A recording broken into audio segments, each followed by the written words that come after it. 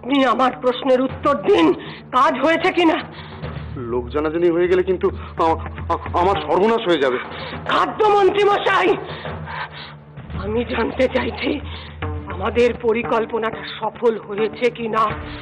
দয়া করে এখন বলুন আমাদের পরিকল্পনাটা সফল হয়েছে কিনা, তাহলে আমাদের আরো একটু উপকার হয়।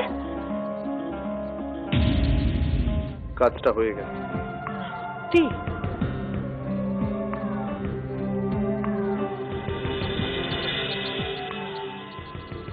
দেখুন তো চিনতে পারেন কিনা। আমার তো মনে হচ্ছে তুমিই থাকতে পারছো না। আর তাছাড়া মীনাক্ষী, তুমি এখানে কি করছো? তোমার তো মালা হাতে করে নৌবন্দরে দাঁড়িয়ে থাকা উচিত। তাই? তাহলে যাবো বলছো? সমৃদ্ধি, দেখেছো আমাদের মীনাক্ষী কিন্তু আর থাকতে পারছে না। দেবী মীনাক্ষী,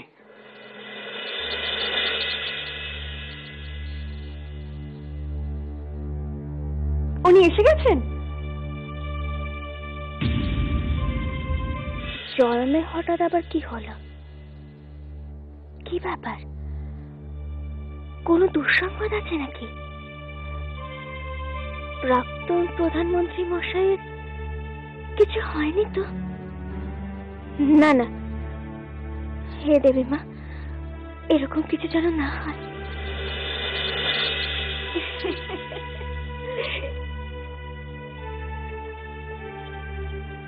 জয়, কি হয়েছে? কোনো দুঃসংবাদ আছে নাকি?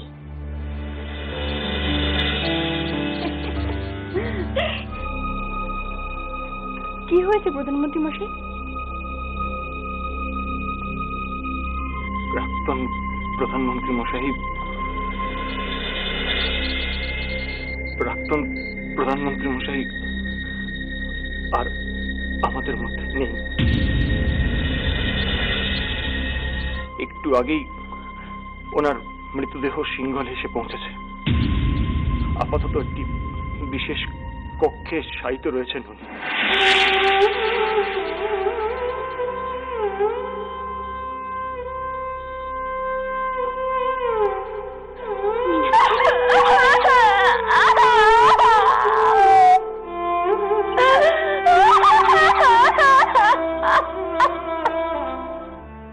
কিন্তু এই মৃত্যু স্বাভাবিক মৃত্যু নয় রাজিমা।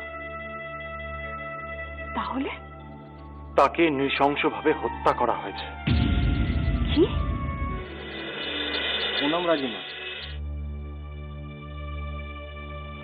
কি হয়েছে তথ্যমন্ত্রী মশাই? একটা গুরুত্বপূর্ণ বিষয় জানানোর দরকার আছে। কি? অকুস্থল থেকে একটি ছুরিকা পাওয়া গিয়েছে।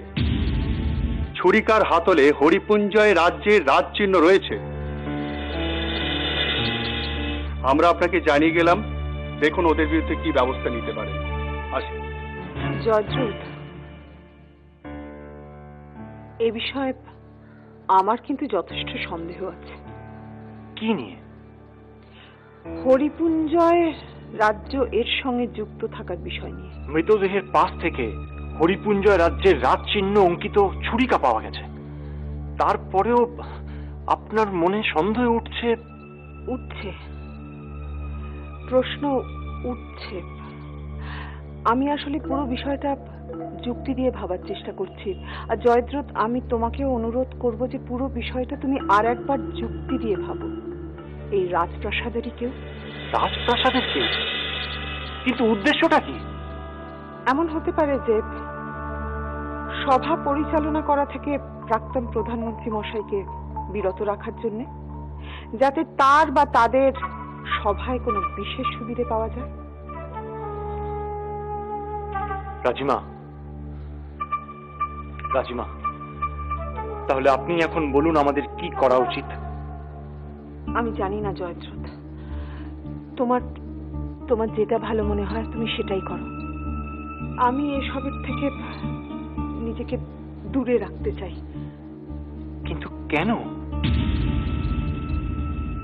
খানা খানা